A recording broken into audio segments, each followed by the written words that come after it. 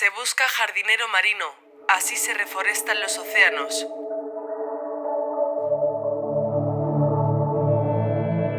Ocurre solo una vez al año. Es en la luna llena del mes de junio que estas larvas, los pólipos de los corales, las sueltan al medio y ahí estamos nosotros para recolectarlas. Un momento de gran importancia, que será dentro de 4 días, el 11 de junio. Por María Ibáñez. Es el momento, ¿no? Cuando se sincronizan todos los corales. Y bueno, pues es una actividad a nivel biológico pues muy importante y muy bonita, ¿no? Es cuando sucede la reproducción sexual del coral naranja, bajo esta condición tan específica, luna llena y una temperatura del agua entre 18 y 20 grados. Será entonces cuando las hembras fecundadas expulsen miles de larvas. Hemos creado unos sembradores específicos para recolectar las larvas. Esas larvas son los denominados reclutas, que recolectan biólogos marinos como Alexis Terrón.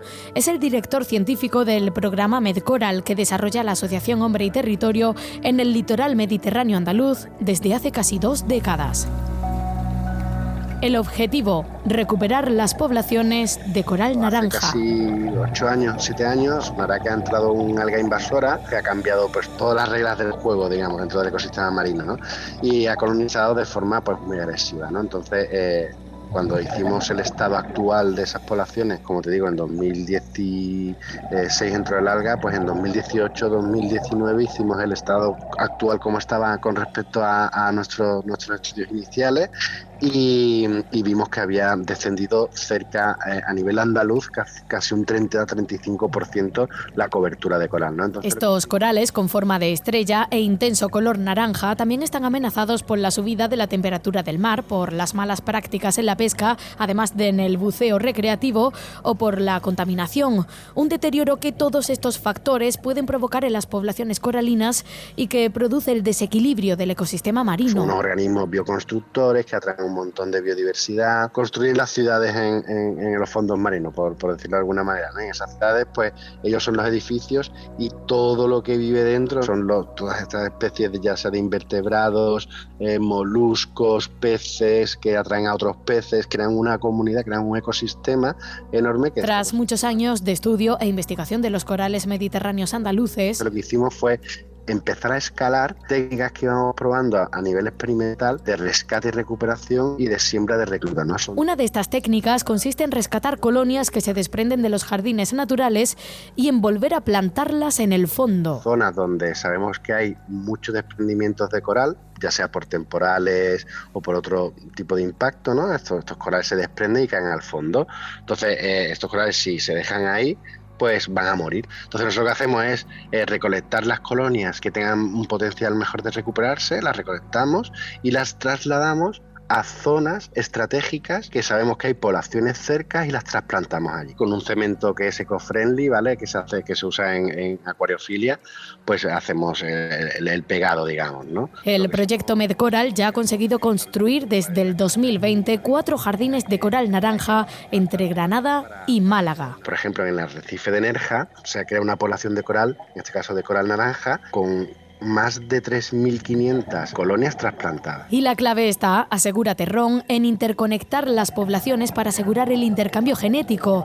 Así evita que se queden aisladas y que desaparezcan. Lo que estamos creando, que es lo que ahora mismo estamos pues apostando por ello, es un corredor ecológico, un corredor de coral submarino a través de arrecifes de coral que generamos nosotros con estas técnicas de restauración. Estas poblaciones naturales evitamos que se queden aisladas, pues el aislamiento a nivel natural de una población puede llegar a crear un colapso de la población por baja diversidad genética, se puede extinguir. Medcoral no solo hace trasplantes de coral, una técnica también empleada para la restauración de las praderas marinas y que conoceremos en unos instantes, sino que ese momento místico de la liberación de las larvas y con el que hemos comenzado este recorrido es también crucial para la construcción de arrecifes. Estas larvas son genéticamente diferentes porque vienen de la reproducción sexual y entonces lo que hacemos es aumentar la carga genética, la biodiversidad genética de esas poblaciones. Estos son balones de oxígeno para intentar recuperar las poblaciones que realmente se encuentran muy mal. La plantación de las larvas también se aplica para la conservación de la gran barrera de coral en Australia.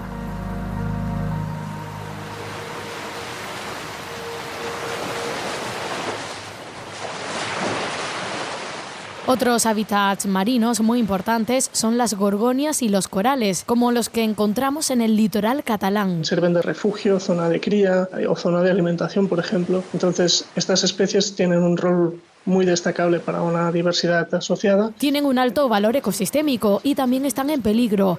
Jordi Grinjó es uno de los coordinadores del proyecto Life Ecorest. Lo impulsó el CSIC en 2021.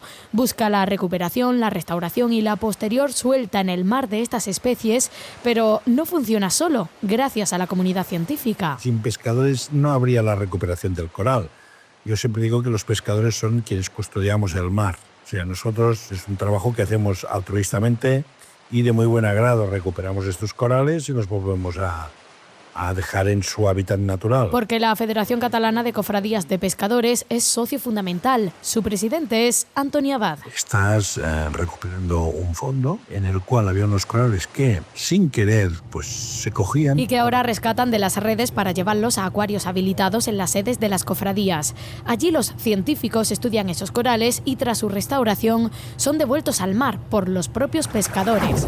Básicamente es tan sencillo como ir al punto de devolución y si es inferior a los 200 metros se tira desde la borda y si no se tiene que usar un bioliberador que básicamente es una jaula con una trampilla en la base que cuando se llega a una profundidad determinada se abre la trampilla y los organismos caen al fondo. Este procedimiento lo denominan método Badminton. Colocamos los corales o esponjas en un canto rodado, las piedras redondas de un río, por ejemplo, se hace un agujero, se planta el organismo y si está bien se tira al mar y lo que hemos visto es eso, que la mayoría caen de en pie. Esto es fundamental para que sobrevivan los corales, que tienen una tasa de supervivencia del 95% gracias a este método. Ahora ya llevamos casi unos 7.000 organismos devueltos al mar. Es el balance de los 4 años de Life Ecorest.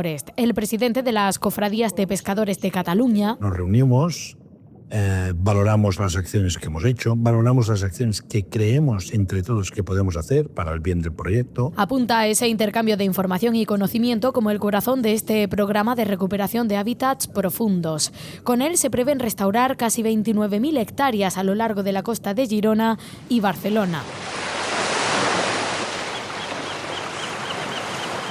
Nos situamos en la costa sur de Tenerife. En unas profundidades que van de los 5 o 6 metros de profundidad mínimo a un máximo de 25 metros de profundidad. Para conocer los prados marinos, también llamados sevadales. Se sabe que generan más oxígeno que las plantas terrestres. Son sumideros de carbono, por eso lo llaman carbono azul. También lo que hacen es retener la arena. Algunas de las playas que tenemos en Canarias están ahí gracias a estos sevadales. Si perdiéramos esas praderas, las raíces que retienen ese sedimento morirían y entonces el sedimento se perdería. Y son criaderos muy importantes para multitud de especies, pero sufren muchas amenazas, como explica Carlos Mayo, fundador de Innoceana. Los vertidos de aguas incontrolados, la construcción costera que genera mucha sedimentación y mucha erosión, también eso genera turbidez en el agua que al final bloquea la fotosíntesis. Las consecuencias... Se ha perdido en torno al 50% de estas plantas. Para restaurarlas y tras varios años de investigación, Innoceana ha impulsado el proyecto Los Jardineros del Mar. Trabaja en técnicas piloto de trasplantes con las que han conseguido hacer más de 200. Buscamos esas zonas donde tras tormenta tenemos esquejes, sevadales que han sido arrancados. Queremos coger esas plantas para volver a plantarlas. Y también buscan cultivar sevadales fuera del agua. Mi visión en esto es que un día tengamos alrededor de Canarias viveros que estén recibiendo semillas de sevadales y estemos reforzando mucho la planta en peceras, que luego podamos coger esos esquejes y podamos llevarlos a las zonas de plantación. Todo ello, argumenta Carlos Mayo, en colaboración con las instituciones públicas, el sector pesquero y otros que también operan en la costa para aliviar la presión que sufre. Solo así, insiste, se recuperarán los sevadales que ocupan más de 2.000 hectáreas al sur de Tenerife. Crónica 7.